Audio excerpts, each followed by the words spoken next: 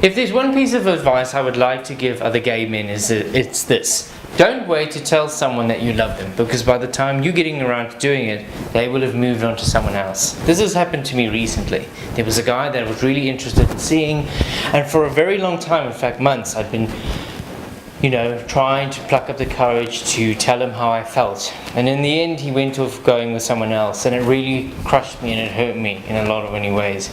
And for me, it was the pain of rejection, although bad, is preferable to the pain of maybe. What I mean by that is that, you can deal with someone saying they're not interested in you.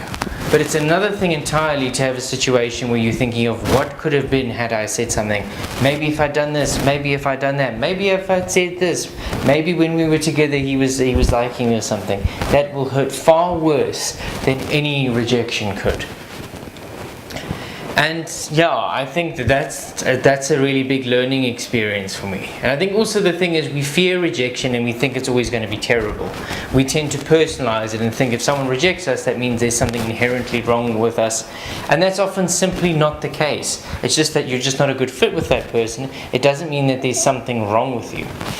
I really wish I'd have taken the courage to say this earlier, because it would have saved me a lot of trouble. So, and the other thing that I think of, it's also about assertiveness. When you're assertive, it's not at anyone else's expense, and it's not, it doesn't have to violate the rights of other people. You're just saying, look, this is how I feel. This is my perception. This is what my emotions are telling me. You may feel differently, but that's how I feel. And it's also the way in which you frame it. If you've only known a guy for a couple of weeks and you're saying to him, I love you, I want to marry you, and whatever, that's going to freak anyone out. So if you frame it in a way that's not really this threatening, it won't be as bad as you think. So that's my opinion.